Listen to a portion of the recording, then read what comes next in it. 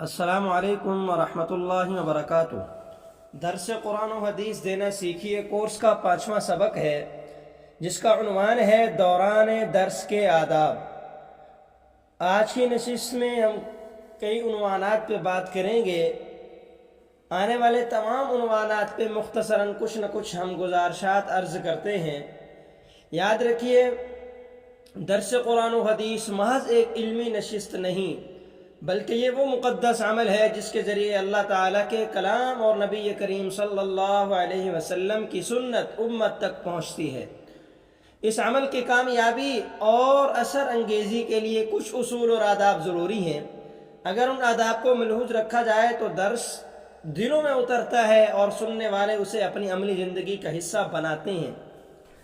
اگر ان آداب کو نظر انداز کیا جائے تو بہترین مواد اور عمدہ اسلوب بھی بے اثر ہو جاتا ہے۔ اس لیے سب سے پہلے ضروری ہے کہ مدرس اور سامعین دونوں درس کے آداب کو سمجھیں اور ان پر عمل پیرا ہوں۔ پہلی چیز ہے وقت کی پابندی کی اہمیت۔ وقت کی پابندی درس کی سب سے بنیادی آداب کی کڑی ہے۔ قرآن مجید نے بھی وقت کی قسم کھا کر اس کی عظمت واضح کی ہے۔ مدرس اگر وقت کی پابندی کرے تو طلباء کے دلوں میں نظم و ضبط پیدا ہوتا ہے اور ان کی شخصیت میں سنجیدگی آتی ہے۔ تاخیر نہ صرف وقت کا ضیاع ہے بلکہ طلباء اور شرکاء کی دلچسپی بھی کم کر دیتی ہے۔ اس لیے درس کے لیے مقررہ وقت کا احترام سب پر لازم ہے۔ استاد کی وقت پر آمد۔ استاد کا وقت پر آنا محض ایک انتظامی پہلو نہیں بلکہ اخلاقی تربیت کا ذریعہ بھی ہے۔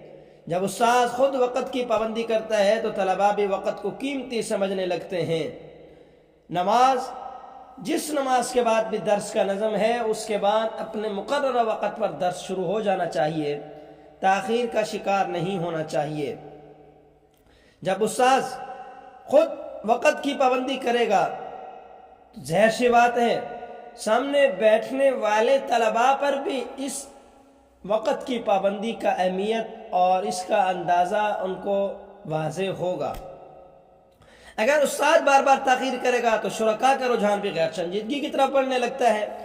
اس لیے استاد کو چاہیے کہ ہمیشہ وقت سے پہلے پہنچے، درس کے لیے ذہنی طور پر تیار ہو، نماز کا اہتمام ہو، جس نماز کے بعد درس ہے اس میں شرکت کا اہتمام ہو اور اس میں کوتاہی یا خالی رکعت کا چھوٹنا، یہ چیزیں بھی درس کے اوپر اثر انداز ہوتی ہیں۔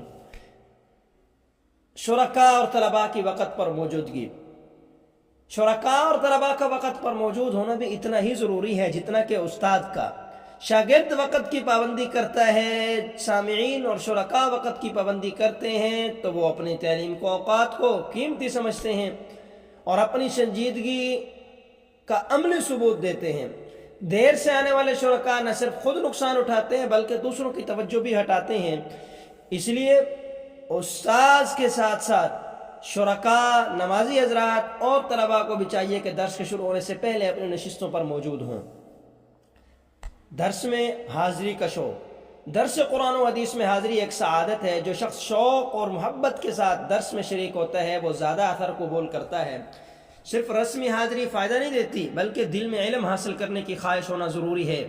نبی کریم صلی اللہ علیہ وسلم نے فرمایا، جب بھی لوگ اللہ کے گھروں میں بیٹھتے ہیں، قرآن پڑھتے ہیں اور سیکھتے ہیں، ان پر سکینہ نازل ہوتی ہے۔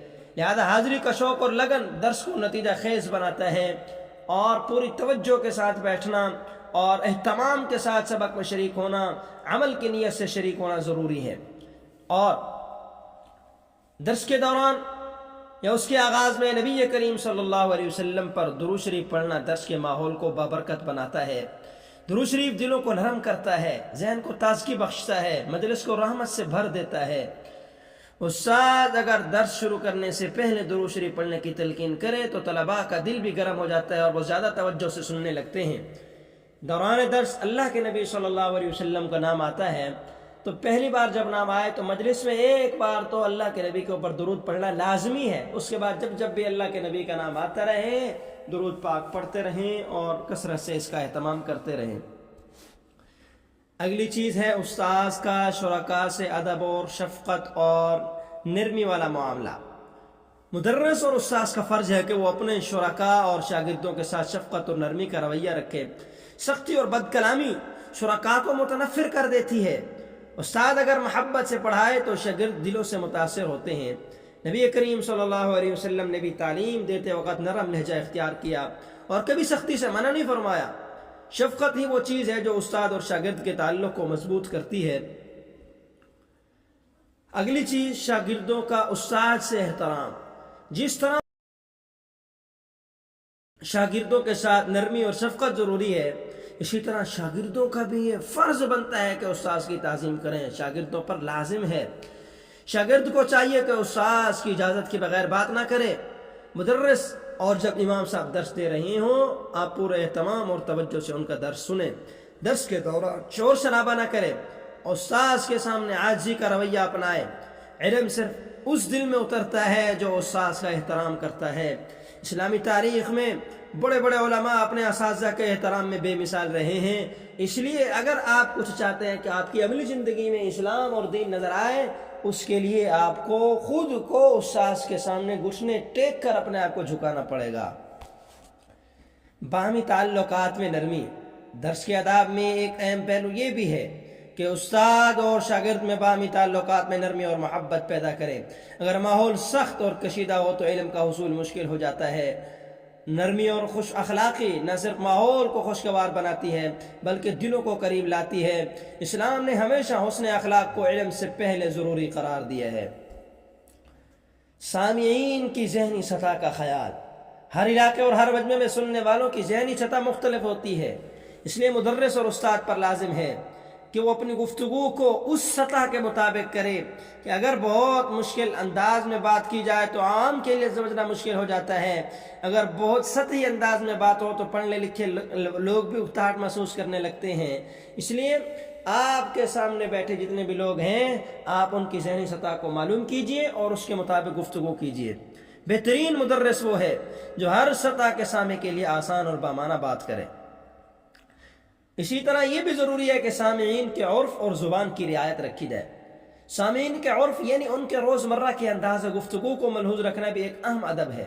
اگر مدرس اور استاد ایسی زبان استعمال کرے جو سامعین کے لیے اجنبی ہو تو درس بے اثر ہو جائے گا۔ آسان، عام فہم اور مانوس زبان سامعین کے دلوں کو زیادہ متاثر کرتی ہے، اس لیے وہ زبان اور وہ محاورے اور وہ گفتگو استعمال کریں جو سامنے بیٹھے آدمی کے عام روزمرہ گفتگو میں بھی آتی ہوں۔ اسی طرح اہم چیز ہے عرفی جملوں کے درست مصداق اور درست مطلب کا علم ہو۔ کبھی سامعین اپنی زبان میں کچھ جملے یا اصطلاحات استعمال کرتے ہیں، مدرسین کو چاہیے کہ وہ ان جملوں کے درست مطلب اور مصداق کو سمجھیں تاکہ درس کے دوران وہ بات سامعین کے دلوں کو لگے۔ اگر استاد ان کے استعمال کو نہ سمجھے تو مثال بے اثر رہتی ہے، سامنے والا صحیح طریقے سے بات کو محفوظ نہیں کر سکتا۔ علاقے کی ضروریات کا فہم۔ ہر علاقے کے مسائل اور ضروریات مختلف ہوتے ہیں۔ استاد کو چاہیے کہ وہ اپنے درس کو ان مسائل سے ہم آہنگ کرے۔ مثال کے طور پر دیہات کے لوگوں کے لیے زراعت، پانی، کھیتوں کے مسائل اہم ہوتے ہیں، جبکہ شہری لوگوں کے لیے تجارت، معیشت، بینکاری کے مسائل زیادہ اہم ہوتے ہیں۔ اگر درس کے مسائل میں انہی مسائل کی روشنی میں رہنمائی کی جائے تو لوگ زیادہ فائدہ اٹھاتے ہیں اور شرکت کے زیادہ خواہاں نظر آتے ہیں۔ اسی طرح سامعین کے پیشوں کو بھی مد نظر رکھنا چاہیے۔ مدرس کو چاہیے کہ سامعین کے پیشوں کا خیال رکھے۔ اگر کسانوں کے سامنے بار بار بینکاری کے مسائل بیان کیے جائیں تو وہ غیر متعلقہ لگیں گے، اہمیت ختم ہو جائے گی۔ اسی طرح بینکاری کے ماہرین کے سامنے صرف کھیتی باڑی کی مثالیں دینا بھی بے اثر ہوگا۔ کامیاب استاد وہ ہے جو سامعین کے پیشے اور حالات کے مطابق بات کرے۔ اور یاد رکھیے غیر متعلقہ مضامین سے اجتناب ضروری ہے۔ درس کے دوران وہ موضوعات چھیڑنے سے گریز کرنا چاہیے کہ جن کا سامعین کے حالات سے تعلق نہ ہو۔ غیر متعلقہ باتیں سننے والوں کی توجہ کو ہٹا دیتی ہیں، درس کا مقصد فوت ہو جاتا ہے، نتیجہ بے اثر ہو جاتا ہے، وقت ضائع ہو جاتا ہے۔ اس لیے مدرس کو چاہیے کہ ہمیشہ اپنے درس کو واضح مقصد اور سامعین کے حالات سے مربوط رکھیں اور اپنی بات کو مؤثر بنانے کی کوشش کرے۔ اللہ پاک سے دعا ہے کہ جو کچھ کہا اس کو اپنے دین متین کے لیے قبول کرے اور یہ خدمات دین متین کے لیے استعمال کرنے کی صلاحیتوں کو دین کے لیے قبول کرنے کی توفیق عطا فرمائے۔ آمین والسلام علیکم۔